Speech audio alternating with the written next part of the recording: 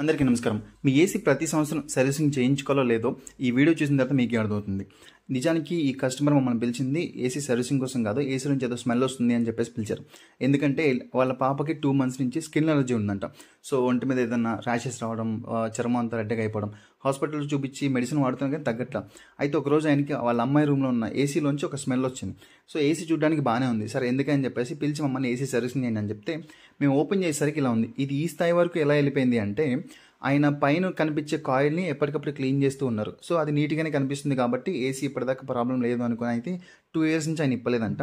But వాళ్ళు రెగ్యులర్గా వాడుతూ ఉంటారు. చూసుకోండి, ఎక్కువ ఏసీ వాడే వాళ్ళు ఖచ్చితంగా సర్వీసింగ్ చేయించుకోవాలి సంవత్సరానికి ఒకసారి, లేకపోతే లోపల ఇలానే ఉంటుంది. దానివల్ల నిజంగా స్కిన్ ఎలర్జీలు వస్తాయి. చాలామంది వచ్చిన వాళ్ళు ఉన్నారు. సో వీళ్ళు మనకి చెప్పినందువల్ల మనకు తెలిసిందంతే. సో లేకపోతే ఇది కూడా మనకు తెలియదు.